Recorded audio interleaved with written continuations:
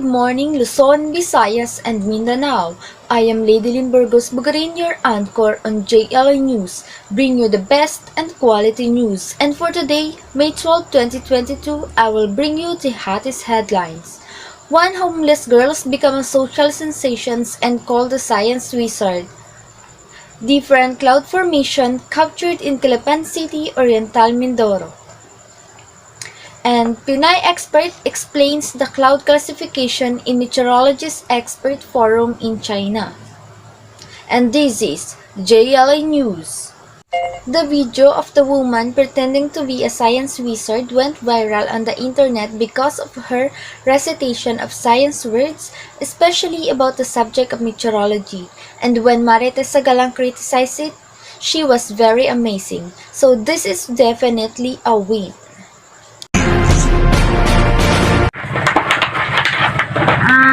Clouds po are a visible accumulation of tiny water droplets or ice crystals in Earth's atmosphere. In other definition, it is made up of millions of tiny water droplets or ice crystals floating together in the air. In addition, the air always contains water vapor or water in a form of gas, which is invisible. The amount of water vapor that air can hold it depends on the air's temperature. We can say that the cooler the air, the less water it can hold.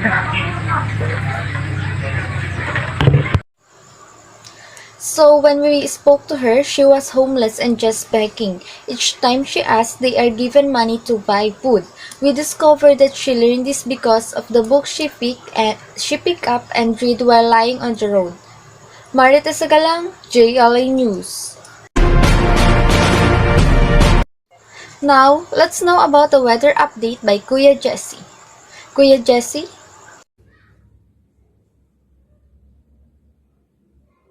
Maraming salamat, Lady Lynn.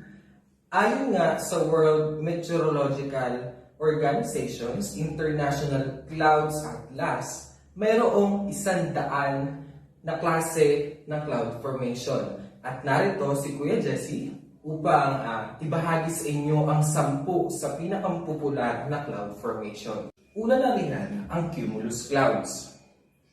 Kung inyong matatandaan, na ang cumulus clouds ay inyong kalimitang idinodrawing nung tayo ay mga bata pa.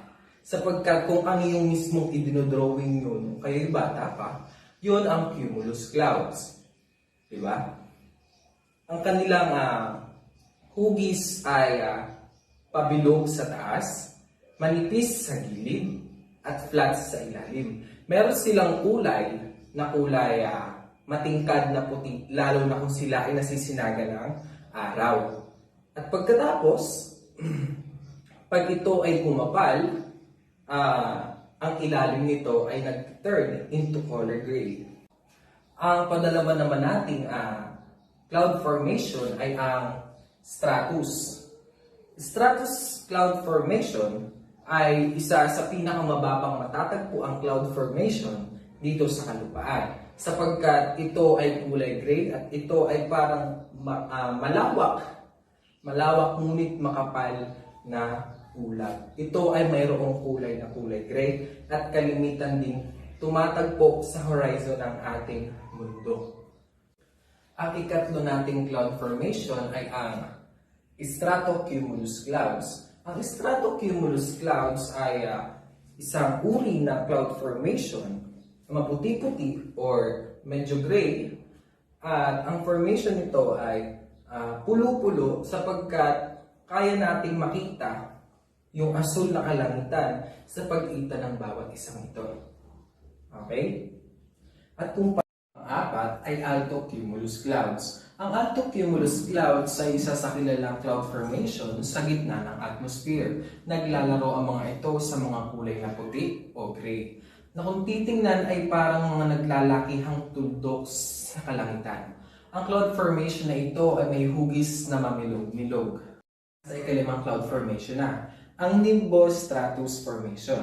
Ito ay isang uri ng cloud formation na kayang takpan ang kalangitan Ito ay may kulay na gray at patuloy sa paglawak hanggat sa matakluban nito ang araw at ang sikat nito. Ating alamin kung paano nga ba nabubuo ang nimbus stratus clouds. Kapag ang altostratus clouds ay tumuloy na sa makapal at paglapot, ang ika-anim na cloud formation ay ang altostratus formation. Ito ay makikita sa mga kulay na gray o blue-gray na bahagya o ganap na tumatakip sa kalangitan. Kahit na natatakpan ng mga ito ang kalangitan, karaniwan mong makikita pa rin ang araw bilang isang madilim na bilog sa likod nila. Ngunit walang sapat na liwanag na sumisikap upang maglagay ng anino sa lupa. At ngayon malalaman natin kung paano sila nabuo. Kadalasan, ang cloud formation na ito ay nabubuo kapag ang isang layer ng cirrostratus ay bumaba mula sa mataas na level ng altitude. Doon pa lamang mabubuo ang altostratus cloud formation.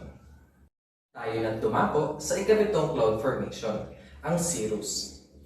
Alam niyo ba ang salitang cirrus ay may ibig sabihin sa salitang Latin? Tama. Ang ibig sabihin nito ay curl of hair o kulot ng buhok. Kaya ito ay pinangalan sa manipis, maputi at bahagyang kulot na formation ng cloud na binubuo ng ice crystal. Ito ang cirrus cloud formation. At ito ay kalimitang binubuo or nabubuo sa pagtaas ng tuyong hangin. Totoo ang inyong narinig, tuyong hangin. Sa pagtaas nito ay nagkakaroon ng maliit na bilang ng water vapor na nagre-resulta sa pag-replace ng yelo sa ulap na ito. At yun nga, narito na tayo sa ikawalong uri ng cloud formation, ang cirrocumulus clouds. Itong pangwalong cloud formation na ito, kung ikaw ay may nakikitang uri ng ulap na animoy ngala-ngala, ito ang cirrocumulus clouds. Tama. Ito ay binubuo din ng ice crystals at kung mapapansin nyo ay well-organized ika nga. At ang kalimitang matatagpuan sa mataas na level na altitude. Ang cirrostratus clouds na ikasiyam na cloud formation ay kilala ito sa katangian nitong transparent. Minsan ay namumuti-muti rin na kung mabuo ay halos sakupin nito ang buong kalangitan. At kung pamilyar naman kayo sa tinatawag na halo sa paligid ng araw at ng buwan, ito ay simbolo ng cirrostratus cloud formation. Yan ang palatandaan ng formation na ito. Okay? Yung bilog sa araw at sa buwan. At kung paano ito nabuo, ito. Kapag ang mga buntot ng Mares, at ang Mares naman ay isang uri ng cirrus cloud, kapag ang buntot ng Mares ay lumalaki at nakikipagsapawan upang maging isang malawak at mataas na manipis na ulap. Ayan. Diyan nabubuo ang cirrostratus clouds. At heto, nasa ikasampu na tayo, ang cumulonimbus clouds. Ang cumulonimbus clouds ay makikita sa mataas hanggang sa gitnang bahagi ng troposphere. Ito ay bahagyang kahawig ng cumulus cloud. Nga lamang ay mas hamak na mas malaki ang cumulonimbus cloud na ito.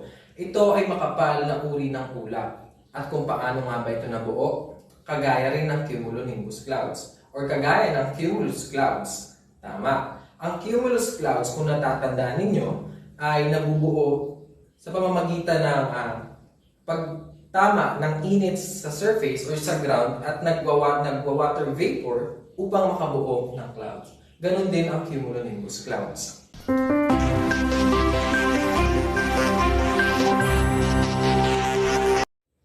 Kuya Jesse, pahingi naman pong trivia. Bibigyan ko kayo. Bakit nga ba nakalutang ang ulap sa kalangitan? Ang sagot diyan ay ang mga particles ng tubig at yelo sa mga ulap na nakikita natin ay napakaliit lamang para maramdaman ang mga epekto ng gravity. At bilang resulta, lumilitaw na lumulutang ang mga ulap sa hangin. Ang mga ulap ay pangunahing binubuo ng maliliit na patak ng tubig at kung ito ay sapat na at malamig na mga kristal na yelo. Ayan. At ako muli ang inyong lingkod, si Kuya Jess at Cienza. Nawa ay may natutunan kayo sa ating kaunting discussion about sa formation ng clouds. Back to you, Lady Lynn and Emily.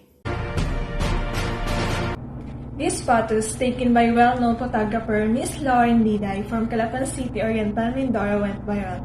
During his travels throughout Mindoro, she collected these various cloud formations and thought of posting them on Facebook as an album.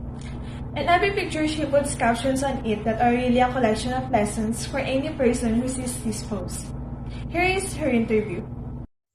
Sa una, we have cumulus cloud, which is rounded at top, puffy and brilliant white, while their bottoms are flat and dark.